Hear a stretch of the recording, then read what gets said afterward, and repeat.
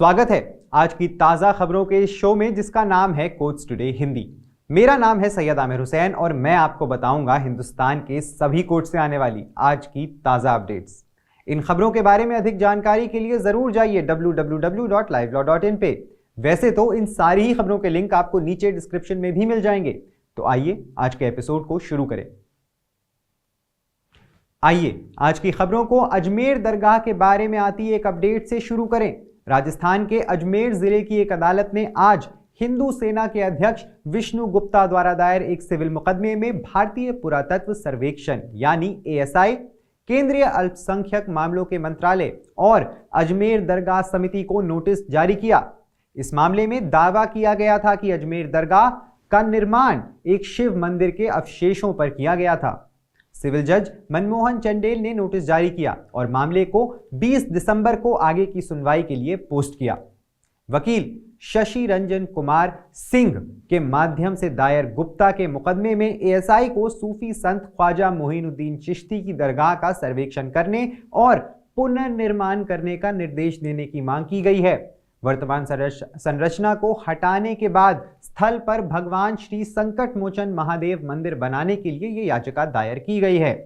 मुकदमे में कहा गया है कि परिसर के भीतर तहखाने के भूमिगत मार्ग के नीचे एक शिवलिंग स्थित है और भारत के संविधान के अनुच्छेद 25 के तहत हिंदुओं के देवता की पूजा करने के अधिकार का प्रतिवादियों द्वारा लगातार उल्लंघन किया जा रहा है।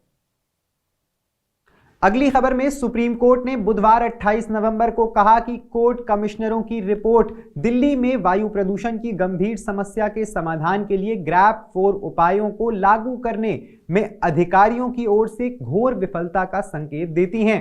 न्यायालय ने राष्ट्रीय राजधानी क्षेत्र यानी एनसीआर राज्यों से उन उपायों पर सोमवार 2 दिसंबर तक प्रतिक्रिया मांगी है जो वे उन उल्लंघनों के खिलाफ उठाने का प्रस्ताव रखते हैं जिन्हें विशेष रूप से न्यायालय आयुक्तों द्वारा इंगित किया गया है। न्यायमूर्ति अभय एस ओक और न्यायमूर्ति ऑगस्टीन जॉर्ज मसीह की पीठ ने राष्ट्रीय राजधानी में वायु गुणवत्ता संकट से निपटने के लिए एमसी मेहता मामले की सुनवाई करते हुए ये निर्देश पारित किए। न्यायालय ने आदेश दिया कि ग्रैप 4 उपाय सोमवार तक जारी रहेंगे। इस बीच CAQM को एक बैठक आयोजित करनी चाहिए और ग्रैप 4 यानी ग्रैप 4 से ग्रैप 3 या ग्रैप 2 में जाने के बारे में एक सुझाव देना चाहिए। सुप्रीम कोर्ट ने आज 28 नवंबर को भारत संघ को निर्देश दिया कि वो वन्य जीवों पर हमला करने वाले या शिकार करने वाले जंगली, स्वतंत्र और घरेलू कुत्तों के जन्म नियंत्रण से संबंधित नियमों के संबंध में भारत सरकार से संबंधित मंत्रालय से शीघ्र मंजूरी प्राप्त करे। ये संरक्षित क्षेत्र और वन में होना चाहिए जो वर्तमान याचिकाकर्ता और भारतीय पशु कल्याण बोर्ड के अनुरूप आते हैं। जस्टिस सुधांशु धूलिया और जस्टिस एहसानुद्दीन अमानुल्लाह की पीठ ने अपने आदेश में कहा कि उम्मीद है कि 4 हफ्ते के भीतर इस पर फैसला ले लिया जाएगा।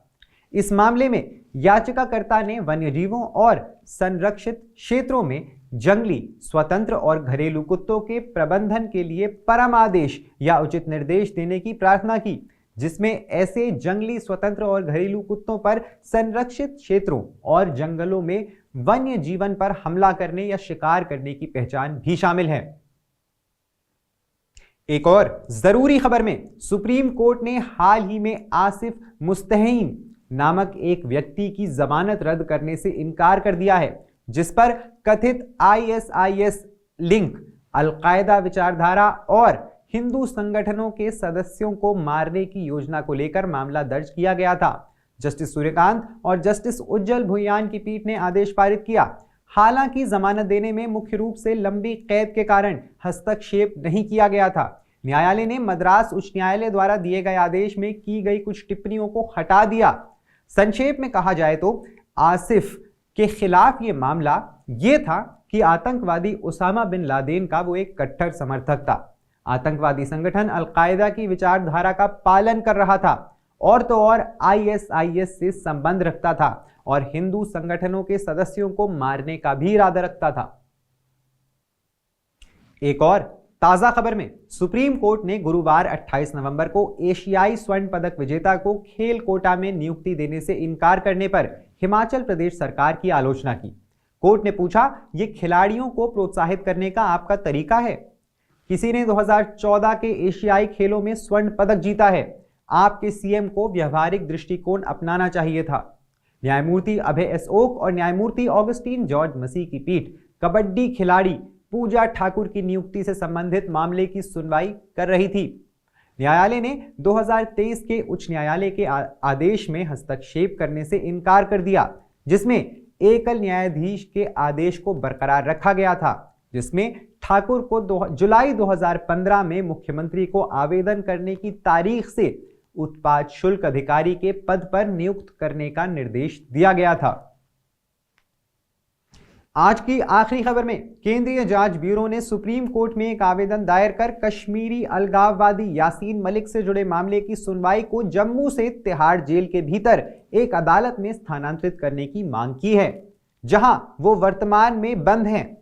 भारत के सॉलिसिटर जनरल ने गुरुवार 28 नवंबर को अदालत को सूचित किया कि मलिक को मुकदमे के लिए जम्मू की अदालत में शारीरिक रूप से पेश करने की आवश्यकता नहीं है, क्योंकि तिहाड़ जेल में वीडियो कॉन्फ्रेंसिंग सुविधाओं के साथ एक कार्यात्मक अदालत है। न्यायमूर्ति अभय एस ओक और न्यायमूर्ति ऑगस्टीन जॉर्ज मसीह की पीठ 1989 में 4 भारतीय वायुसेना कर्मियों की हत्या से संबंधित मुकदमे में यासीन मलिक को शारीरिक रूप से पेश करने के जम्मू ट्रायल कोर्ट द्वारा पारित आदेश के खिलाफ सीबीआई द्वारा दायर अपील पर सुनवाई कर रही थी। ज्यादा जानकारी के लिए सब्सक्राइब करिए हमारा YouTube चैनल या विजिट करिए हमारी वेबसाइट www.livelawin, जहां आप इन सारी ही खबरों के बारे में अच्छे से जान सकते हैं। लाइव लॉ हिंदी पे आपको हिंदी में सारी ताजा अपडेट्स भी मिल जाएंगी। अगर आपको ये वीडियो पसंद आया है तो इसे लाइक करिए और कमेंट करिए अपने व्यूज। हमें YouTube पर सपोर्ट करने के लिए हमारे चैनल को ज्वाइन करिए एज अ मेंबर, और सिर्फ 89 रुपए प्रति माह में आप हमें सपोर्ट करके लीगल जर्नलिज्म को प्रमोट कर सकते हैं। धन्यवाद।